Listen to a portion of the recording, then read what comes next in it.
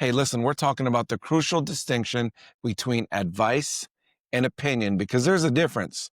Two words that seem similar, but are worlds apart in their impact on your life. More importantly, we're going to explore how opinions, especially from well meaning but unsolicited sources, can become silent dream killers. Buckle up. Connecting the dots, connecting his guests to the world, creating more connections. Welcome to The Connection. Meet your host, author, coach, Air Force veteran, Jay Miralles. Here's a simple question. What is the difference between advice and opinion? On the surface, they might seem interchangeable. Someone tells you what they think about your business idea. Maybe it's a career move or your personal goals or some project you wanted to jump into. Maybe a level of education you wanted to study or something that meant something to you. An opinion is simply what someone thinks or feels about something based on their personal perspective, their beliefs, or maybe their limited understanding. It's their viewpoint shaped by what they went through, their experience, some of their fears, and often, their limitations. Opinions are cheap. Everyone has them, and people love sharing them, whether they're qualified or not. Advice, on the other hand, is guidance based on experience. They've done it. It's their expertise and results. Real advice comes from someone who has walked the path that you're trying to walk, and they faced the challenges that you're facing. They made the mistakes that you're trying to avoid. And most importantly, they've achieved the results that you're pursuing. Here's a powerful way to think about it. Opinions come from spectators, people watching, and advice comes from the players who are actually on the field, the people in battle, right? Think of that for a second. Like the game of football.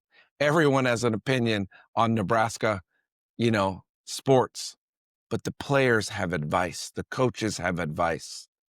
Let me tell you a real world example that paints the perfect picture. Imagine you're thinking about starting your own business, which many of us have. You're excited. You did the research. You went down the rabbit hole of YouTube and TikTok and explored all the ways that you want to do this. Now you're ready to take the leap. So you start sharing your idea with people around you. Hey, check this out. Oh, and then your uncle pops up who's worked the same corporate job for 30 years, tells you, ooh, Jay, that's too risky. Or he's never started a business ever, never taken that kind of leap or risk, but he's got strong opinions about why it won't work. He points out the statistics about business failures because he's read them somewhere. He warns you about the instability of owning a business and then suggests you need to play it safe. Hey, that's an opinion. And based on his experience of never taking that risk, his fear of uncertainty, and his comfort with stability, that is his opinion. Now, let's say you also talk to, I don't know, your friend's sister who started 3 successful businesses over the past decade. She asks you tough questions about your business plan, shares strategies maybe that worked for her. And then, hey, watch out for this pitfall. Watch out for this problem. Watch out for this pattern. And then she offers to connect you with a mentor who helped her scale. Now, there's a difference there. That is advice. It's grounded in real experience. And you'll hear me say this word a lot, results, not theory. Genuine expertise. She's fallen on her face and she's gotten up and she's successful. The difference is night and day, but here's the trap that most of us fall into. They give voices equal weight, or worse, they give more weight to the opinions because those voices are often louder, more abundant, and they come from people who you're close to. And they want you to be okay. Now, let's talk about why opinions could be so damaging to your dreams and goals. First, understand this fundamental truth. Most people will project their limitations onto you. Think about that. Hey, be careful. Hey, you shouldn't do that. I've seen that happen and it's really bad. Well, when someone tells you, you can't do that, or that's impossible, that's too risky, they're often saying, I can't do that, or I'm afraid to try that. No, I don't want to open my own business. I'm not willing to take that risk. I want a safe paycheck. Their opinion is filtered through their own fears and insecurities and comfort zones. And here's the dangerous part. Take note. They're often completely unaware they're doing this. They don't mean to harm you. They genuinely think they believe that they're helping you by providing their opinion. They're protecting you, or they're just being realistic. What they're actually doing is trying to keep you in the same box that they have built for themselves. I know it's not thinking ill of them, but it's thinking, hey, why do you have to do all this? Just do this and have a good life like I did. Think about it. If you're dreaming about building a 7-figure business or whatever it is, or a large organization, and then you ask someone who's never made more than, I don't know, $50,000 a year, what they think. What kind of perspective do you think they'll offer? Now, I'm not saying making $50,000 a year is bad, but why would you ask someone for 7-figure advice who's only made 50,000 a year? They can't comprehend the path to that goal because they've never walked it. They've never experienced it. Their opinion will be shaped by their limited reference point. Now, this doesn't make them bad people. Okay. Let me just share that again. They're not bad. It just makes them unqualified to guide you on that journey. Now, the second reason opinions are dangerous is that they're often disguised as concern or care. I'm concerned for you. I really care about you. You should be careful. Your parents, your friends, your colleagues, they do care about you. They don't want to see you fail or struggle. And I admire that. So when they share their opinions about your dreams, it comes wrapped in a little genuine concern wrapper for your well being. This makes it incredibly hard to dismiss or ignore. Like, you just can't be like, well, I'm not going to listen to my mom. I'm not going to listen to my dad. They love me. My sister loves me the best. But how do you discount the opinions of your mother who loves you or just wants you to be safe? How do you brush off your best friend who's trying to protect you from, I don't know, just getting disappointed or having your heart crushed? But here's what you need to understand. Their concern is valid, but their opinion may not be. See, just because they love you, just because they care for you, doesn't equal expertise. Care doesn't equal qualification. Just because they care for you doesn't make them qualified. Someone can deeply care about you and still give you crappy, terrible guidance because they're operating from their own fears and limitations, not from knowledge or experience or things that they have done before. They've seen it on TV. They've seen it in the movies. They've read headlines. It's dangerous. I've seen countless talented people abandon incredible opportunities because they've never started, because someone that loved expressed doubt or concern. Hey, I'm just making a name up. Derek, I thought 2 years ago you were going to pursue this company that you were going to start with one truck and then go to 4 trucks and then start delivery for this, kind of service. And I see the pain of Derek going, I never started. I just, my friends and family told me, I should just probably get a job, and it wasn't safe and it was difficult to do. But, the entrepreneur, Derek, went back to a corporate job, and because their family and friends were worried about stability, there's an artist who gave up on their craft because the parents needed them to be practical. The innovator who shelved their invention because their friends thought it was too ambitious. See, Advice isn't only given an opinion on like when you need something, it's shaped into your environment as you grow. You should be a good boy. You should be a good girl. You shouldn't speak unless spoken to. You should be courteous to others. Hey, listen, just let everyone else, do this while you do this. Or you should go to school and learn how to get great grades. And then when you don't get good grades, you feel bad. And that's a whole nother podcast. But opinions are just that. They're unsolicited advice. And I'm not knocking anyone. You know, many things get destroyed by well intentioned opinions from unqualified sources. Okay. Competitors as well. Your competitor will tell you, hey, I don't think you should do this. We're the best. You're not. That's their opinion. Right. Let me share a personal story that drove this home for me. And I think this is important because I myself can't portray like I've always followed this path. So, starting my book journey, I really wanted to write a book. And for years, I was telling people, oh, I'm going to write a book. I'm going to write a book. And the crazy things that I heard, oh, well, there's a lot of authors out there already. Oh, hey, and here's something really subtle. Well, how much money can you really make doing that? It was in that tone of voice. I was like, well, I'm not really sure, but I'm writing a book, not to just make money. It's to make an impact for me. And oh, well, writing a book is expensive. Yes, I hired a writing coach. She was amazing. I did the research and it took me years and years and years. But I remember people, I'm not saying they didn't believe in me. They were like, oh yeah, that'll be real cool.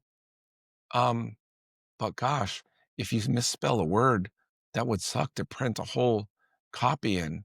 I heard that having a copyright or a editor was expensive. I heard that it was hard to distribute a book. I heard that people don't buy them off Amazon anymore. The whole world is just listening to Audible. And imagine if I could just bottle all of that up and put it in a jar here and just remind myself, what if I would have listened to all those things? See, I wrote a book and it was difficult and I didn't know where I was going to sell it. I didn't know what it was going to lead to, but it's led to speaking engagements, some incredible connections. I've shared the room with pretty impactful people. I have a couple of people where they've said to them, hey, I don't know if you know this, but read your book. Hey, I haven't met you, but your book changed my life. Hey, we'd like to order your book for our corporation. I mean, all these things that I wouldn't have heard or experienced if I would have just listened to the people who loved me. And they weren't even, these were people that I've respected, people that I thought highly of. And sometimes it was, my own doing. Am I good enough? The opinions who said, statistically, books don't do this, statistically do that. I don't know. I just made a mistake of sharing this plan and asking my friends and family and let me tell you, all the opinions came flooding in. And I'm not saying they're all bad, but people warned me about the economy. Somebody said, other people have wrote many books like that. People say, hey, I wanted to do that too, but I just thought it was a bad idea. And I remember feeling deflated. I remember delaying, feeling doubtful and confused. Maybe they were right. Maybe I was just being naive. Maybe I was being too motivated. Maybe I should just stay right where I was. I didn't need to do a book. They're right. There's so many books out there. What if people read it and think I'm stupid, right? But I did something that changed everything. I reached out to a writing coach. I reached out to people who wrote books. I spoke to authors and asked them why. I had 7 or 8 different authors tell me their techniques on how they did it, and I can still remember them till today. You know, it's just for me, I have to remember if I want to test something, if I want to create something special, then I have to make sure that I reach out and research to the right sources versus just ask people how they feel. You know, there are people who navigated the uncertainty of what you're thinking about, whether it be a book, a job, a group, an organization. Success is waiting for you on the other side. People's perspective were completely different. They didn't sugarcoat the challenges, but they told me exactly, here are the steps that you need to take. Here are the difficult steps. Here are the things that you need to make sure that you avoid. Here are the things you need to lean into. They talked about mistakes and how they made to avoid them. And then they talked about the formula and they offered concrete resources, connections, and they gave me examples and they gave me lessons and they gave me their time. The advice was real valuable. That was experience-based advice, and you know what? I wrote the book. Let's go. It was challenging, absolutely. My fear of what people said could have still come true, but it's also one of the best decisions I've ever made, and none of it would have happened had I listened to the opinions instead of seeking out real advice, real people who did it. And now, how do you protect your dreams from harmful opinions while staying open to valuable advice? You want to know what people are thinking. First, get ruthlessly selective about who you listen to. There is a subset of people, your tribe, right, who don't always agree with you. They don't always think the way you do. They challenge you. They make you feel validated by forging through the fire, not just saying, oh, yeah, it's a great idea or it's a bad idea. There are people as well in your tribe that you should not solicit advice as well, because maybe in that tribe, no one's done what you've done. And that's why it's time to go out and seek an expert. But before you take someone's input, seriously, I mean, ask yourself, have they done what I'm trying to do? Have they achieved what I'm trying to achieve? Are they living a life I want to emulate? If the answer is no, thank them for their input and move on. Don't argue. Don't try to convince them. Don't let their doubt seep into your mindset. Just acknowledge it.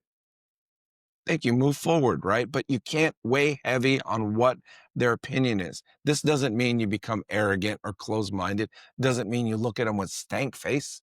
It just means you become strategic about whose voices you actually allow to influence the direction that you want to take the action. I love this because he's right here from Omaha, Nebraska. Warren Buffett, he has a great quote. Take advice from people who have what you want. Simple, profound. If you want to build wealth, seek advice from people who built wealth. If you want a great marriage, seek advice from people who have great marriages. If you want to get fit, seek advice from people who are fit and helped each other get fit. Here's a section that I want to talk about. This is important to me because there's a lot of it going out right now.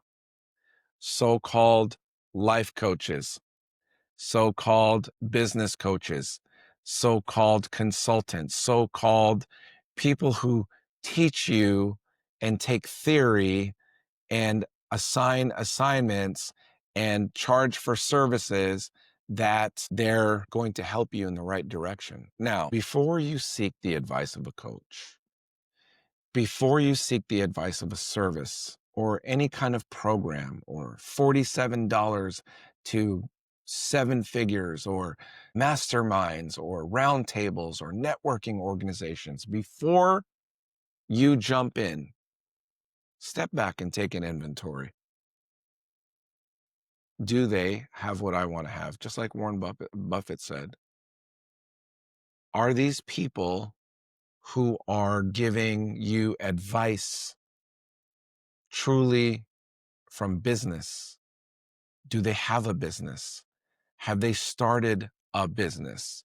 Now I get it. Some people are great at coaching and some people are great at making people feel affirmed and positive and motivated. I'm not talking about that.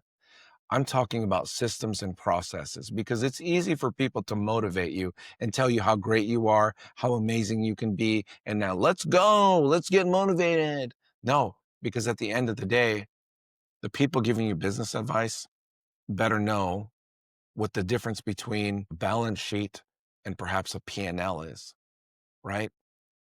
The difference between cash flow and debt, and the difference of hiring versus recruiting. I mean, there's so many things I can go through on just what different businesses need. I don't care if it's a bakery, okay?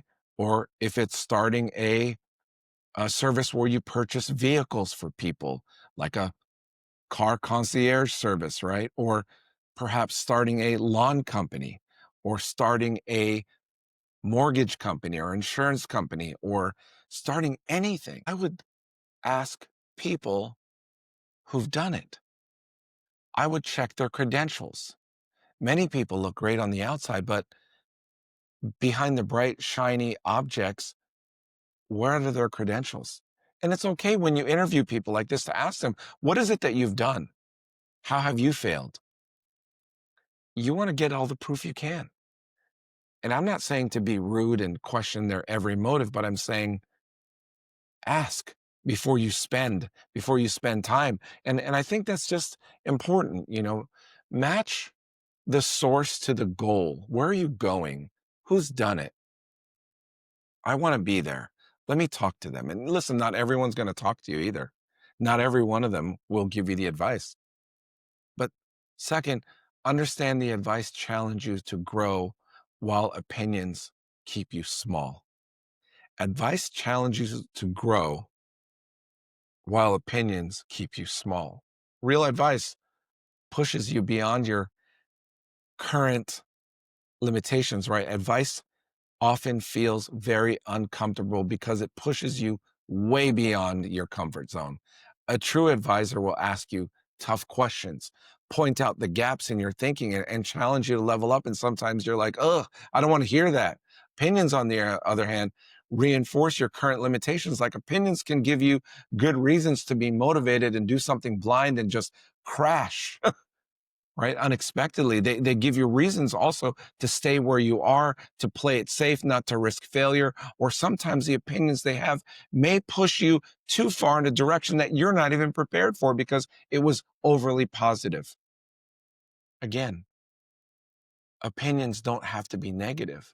People can tell you, you're such a great person. Listen, I know many people are great people, but they'd be bad real estate agents. They'd be bad insurance agents. They'd be bad police officers. They'd be bad, not because of the person or who they are. It's their skill set. It's their will set. Just because you're a good person doesn't make you great at everything. Now, if somebody's input makes you feel comfortable staying exactly where you are, be suspicious. That's probably an opinion designed to keep you in a familiar place. And if someone's input scars you a bit, but also excites you and it makes you feel a little uncomfortable, it's pushing you towards growth. That's more likely to be valuable advice. The more work that they make it seem like to get to the next level, comparing it to their experience. And if it scares you, then you might be onto the right thing. Third, pay attention to the questions people are asking you, not just the statements they make. When people ask me, hey, Jay, what do you think about this? My gut reaction is always like, oh, man, it's amazing. That's my gut reaction inside. But inside, I say, okay, what made you come up with this idea? That's a good question. Why is it that you want to why is it that you want to create why is it because you want to get into? Tell me how that aligns with your beliefs. Tell me how that fills your soul? Tell me where this comes from. Man, some of those questions don't even require the people who are giving you advice to be smart. They're just insightful questions about things you should know already inside. People offering opinions tend to make declaration. That won't work. That's too risky. Oh, everyone's do that. You should do this instead. That's an opinion. People offering advice tend to ask good questions. Have you thought about this challenge? What's your plan for handling this process? Hey, have you connected with anyone who's done this successfully? Hey, let me connect you with my CPA. Let me connect you with this person. Let me connect you with this franchise. Questions indicate that someone is trying to help you think more deeply and strategically. Declarations often indicate someone is projecting their own belief onto your situation. I don't think you should do that because that's crazy. I mean, you hear it all the time. Now, I want to address something important. Not all criticism is a harmful opinion, and not all encouragement is good advice. Sometimes the hard truth from someone who knows exactly what they're talking about is what you need to hear. If a successful entrepreneur tells you your business model has a fundamental flaw, that's not a dream killer. That's a course correction that could save you months and maybe even years of struggle. I mean, I know it's crazy. Similarly, if someone who's never achieved anything of worth says, Follow your dreams, make it till you fake it till you make it," without any practical guidance, that's not helpful advice. That's empty encouragement. There's no value. Sure, it makes you feel good, but what help is it to you? The key for you is discernment. You need to develop the wisdom. You need to be able to identify, to distinguish between constructive criticism from qualified sources versus discouraging opinions from the uninformed. Genuine encouragement backed by strategic advice versus empty cheerleading without substance. I mean, I know that sounds like a mouthful, but I'm telling you, it's easy once you listen and once you become objective. This brings us to a crucial point. Seek advice from people who've done it, but make sure they've done it in a way that you respect. Not everyone who's achieved success did it in a way that aligns with your own values or your approach or the way you want to do it. You want advisors who've achieved results and and you did it in a manner consistent with who you want to be. Just because you get advice and you see a blueprint and someone puts you through it, if that's not in your heart, that's not for you. Okay? Here's some practical strategies. Finding and leveraging real advice while filtering out painful, unhelpful, dumb opinions. Strategy number one, build a personal board of advisors. What do you mean, a personal board of advisors? That sounds difficult. No, just like companies have board of directors, you should have it. You should have a personal board of advisors for different areas of your life. Maybe it's a group of people who have achieved success in an area where you want to grow. I remember when I first started as a district manager at Farm Bureau years ago, over 15 years ago, I brought together 5 or 6 friends, business leaders in the community, not all district managers, and I gave them my challenges. It was over a lunchtime. And over time, that lunchtime, I learned so many things that weren't obvious. I also heard some things that were not aligned with what I thought too. So I still remember the conversation. That group of, I think it was 5 or 6 people, 2 or 3 of them turned out to be really great friends of mine, really great friends. Man, you know, it's important who you assemble. Maybe it's someone who's built a successful business, again, in your industry. Maybe it's someone who mastered work-life balance while being highly successful. Maybe it's someone who overcomes obstacles similar to what you're facing. But when you gather these people, these are your board of directors. It could be 3, 4 people, it could be 10 people, whatever you can manage, right? These don't have to be formal relationships, although they can be mentors.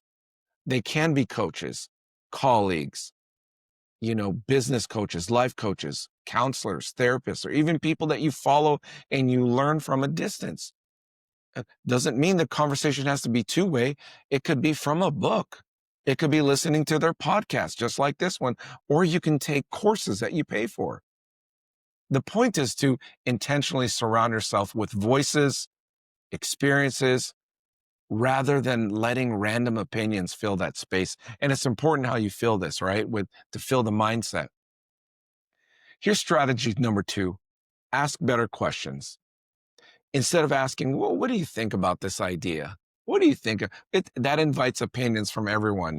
What do you think about me starting a painting company? Well, that's too vague. Ask, have you done something like this? And if so, what did you learn? Oh yeah, you're starting a painting company. Well, I started a roofing company before. This question immediately filters for experience. People without relevant experience will often back down or they'll say, "Oh, I haven't started a service business before." People with experience will light up and share valuable insights. You can also say, "Hey, do you know anyone who's successfully done something similar who I can talk to?" Be very specific. This is either, going to get you connected to better sources of advice, or it's going to reveal that the person is speaking from theory rather than practice. And that's how you need to start asking questions as well with true strategy and intention. Here's strategy number 3. Test advice before fully committing. I mean, good advice should be actionable and testable. If someone gives you guidance, try implementing it on a small scale first. See if that produces results. Try a little sample process, right? This might help you verify whether their advice is truly valuable for your situation. Opinions, on the other hand, are usually too vague or fear-based. Yeah, it won't work. It's too risky. Those aren't actionable. Those are just discouragement. But if someone says to you, you should try this or connect to that person, you should do this and don't do that, you have to be able to know what the difference is. Strategy number 4, create a filter system. Literally write down criteria for whose input you'll take seriously, considering different areas of your life. For business decisions, maybe you'll only listen to people who built businesses generating over certain revenue. See, being very specific yourself. For health advice, maybe you only listen to certified professionals or the people who might be fit at the fitness level you want. I mean, I'm not going to ask somebody who specializes in pickleball to help me in a bodybuilding competition, right? That's Captain Obvious. Having a written criteria or a written plan, makes it easier to politely dismiss opinions that don't meet your standards, even from people you care about. And I realize that some of this might be making you feel uncomfortable, but let's get even more uncomfortable. Let's talk about handling the emotional side of this.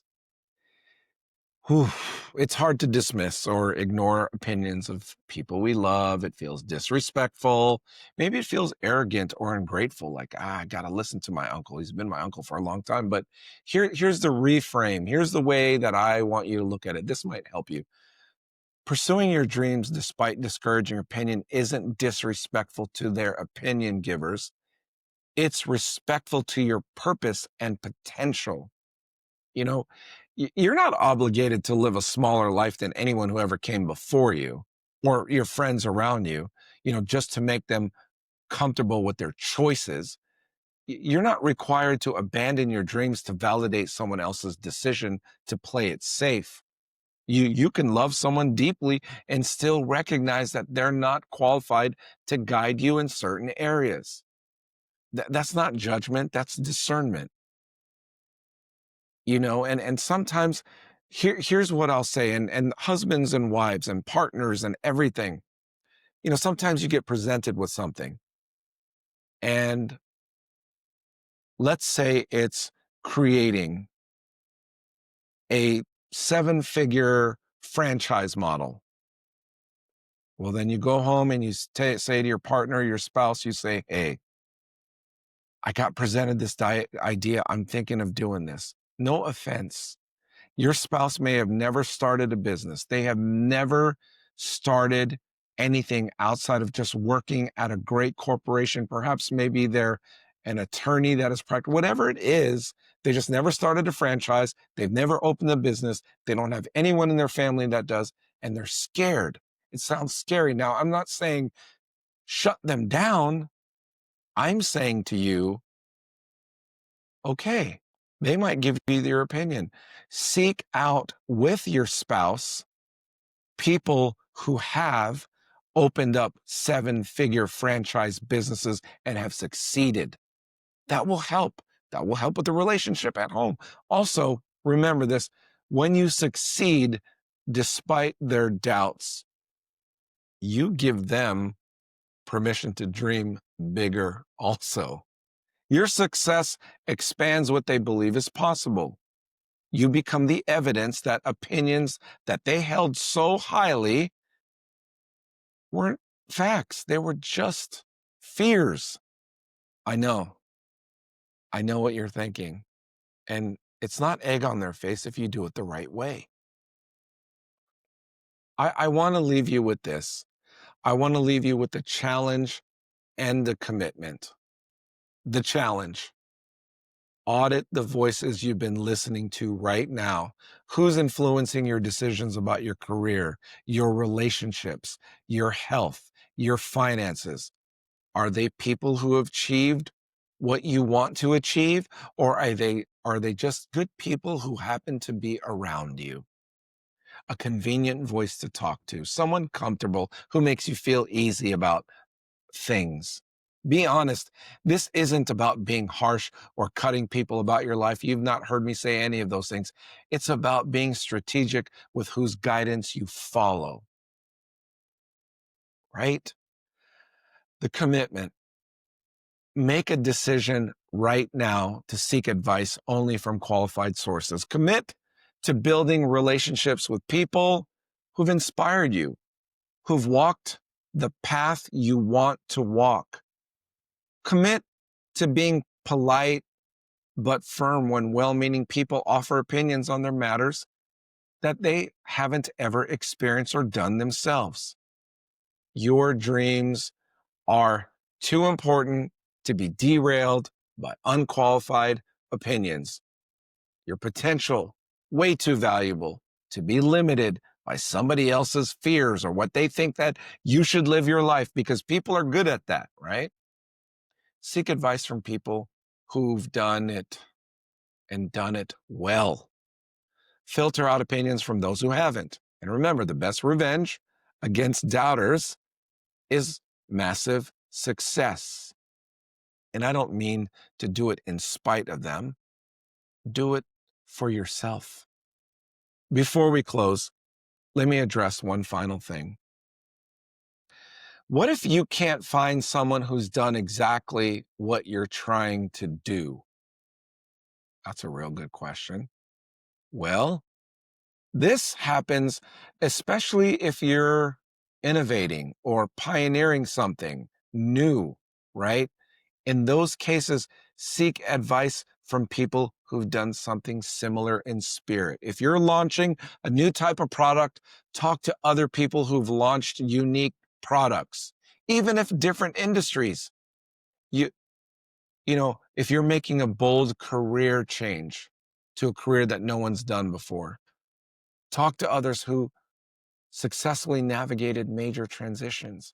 I remember talking to a friend of mine.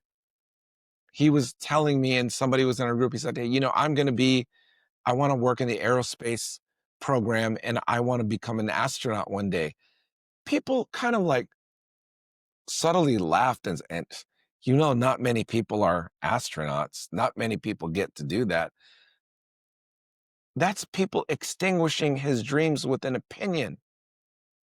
My son wants to play for the NFL. I want to not just blindly encourage him, but make him think and be challenged by what do the things that people in the NFL do, Mason? What gets them prepared? What are some of the stories that you've seen that inspire you? I mean, look for transferable wisdom. Look for things that you can move into your operation. The specific details might be different, but the principles of taking bold action, managing the risk, or persisting through challenges are pretty universal, right? And sometimes the absence of someone who's done exactly what you're trying to do, it's not a warning sign that maybe I shouldn't do this. It's an opportunity sign that it means that if you're genuinely innovating, that's exciting. You might be the first, or you might be the few. In those cases, surround yourself with people who've done hard things, who've bet on themselves, who've succeeded against the odds. That's the energy and wisdom that you need. So here's what I want you to do. Remember from today's episode, and I know you're not going to write everything down or remember everything. Opinions are everywhere, but advice is rare and valuable. Opinions come from anyone. Advice comes from those who've achieved results. Opinions keep you small and safe. Advice challenges you to grow and succeed into a better person. Protect your dreams by being selective about whose voices you allow to influence you. Seek out advisors or groups of people who've walked the path, who not just talk the talk, but they walk the walk, and you want to walk alongside of them. And don't confuse someone's care for you with their qualification to guide you. With that being said, your dreams deserve better than to be evaluated by people who never pursued dreams of their own. Your goals deserve guidance from people who've actually achieved similar goals. Be grateful for the concern, but follow the wisdom of the people who've done it. Thank you for joining me today on The Connection. And remember, until next time, let's go. Thanks for tuning in to The Connection. It's been a fantastic journey exploring stories, insights, and inspirations that bridge our lives. Remember, every connection has the power to transform. Please subscribe, rate, and review. Your feedback keeps us going. In this connected world, let's make meaningful connections that enrich lives. Now, signing off until next time. The Connection. Keep connecting and let's go.